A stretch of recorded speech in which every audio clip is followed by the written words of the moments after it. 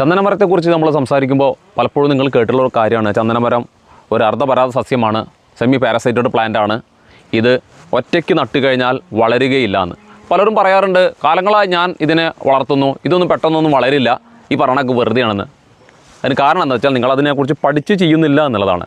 നമ്മൾ സാധാരണഗതിയിൽ മാമ്പഴത്തിൻ്റെ തയ്യോ അല്ലെങ്കിൽ ചക്കയോ മറ്റുള്ള മരങ്ങളൊക്കെ നടുന്നത് പോലെ അതിനൊറ്റയ്ക്കല്ല ഇത് പ്ലാന്റ് ചെയ്യേണ്ടത്.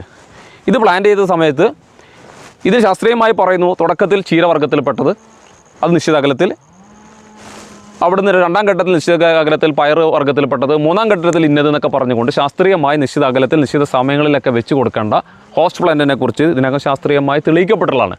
അതിനെക്കുറിച്ച് മനസ്സിലാക്കി പഠിച്ച് ചെയ്യുകയാണെങ്കിൽ മാത്രമേ ചന്ദന കൃഷി യഥാർത്ഥ രീതിയിൽ നമുക്ക് ചുരുങ്ങിയ കാലയളവിൻ്റെ ഉള്ളിൽ റിസൾട്ട് ഉണ്ടാക്കിയെടുക്കാൻ കഴിയുള്ളൂ. അതല്ലെങ്കിൽ സ്വാഭാവികമായും പലരും ഇവിടെ ചർച്ച ചെയ്യപ്പെടുന്നത് പോലെ 20, 25, 30 കൊല്ലമൊക്കെ എടുത്ത് തന്നെയാണ് ചന്ദനമരം ഒറ്റയ്ക്കാണ് വളർത്തുന്നതെങ്കിൽ അത് വളരുകയുള്ളൂ. എന്താ വെച്ചാൽ ഇതിന് ഒറ്റയ്ക്ക് ഭക്ഷണങ്ങളും ഇതിനാവശ്യമായ വൈറ്റമിനും ലവണങ്ങളൊന്നും വലിച്ചെടുക്കാനുള്ള ശേഷിയില്ല.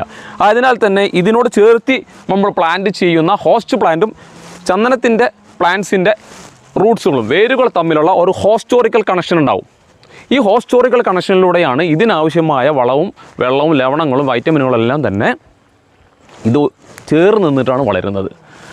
മറ്റുള്ള പല പാരസൈറ്റുള്ള പ്ലാന്റുകളും, പ്രത്യേകിച്ച് ഉത്തിക്കണി പോലുള്ള പാരസൈറ്റുള്ള പ്ലാന്റുകളൊക്കെ തന്നെ മറ്റേ മരത്തെ നശിപ്പിക്കും, എന്നാൽ ചന്ദനമരം നശിപ്പിക്കില്ല. ചന്ദനമരവും വളരും, നമ്മൾ ഹോസ്റ്റ് പ്ലാന്റായിട്ട് പ്ലാന്റ് ചെയ്യുന്ന മരവും ഒരുമിച്ച് വളരും എന്നുള്ളതാണ് ഈ ചന്ദനമരത്തിൻ്റെ മറ്റൊരു പ്രധാന പ്രത്യേകത. അപ്പോൾ ഈ രീതിയിൽ ചെയ്തെങ്കിൽ മാത്രമേ അത് വളർച്ചയും റിസൾട്ടും ഉണ്ടാവുകയുള്ളൂ.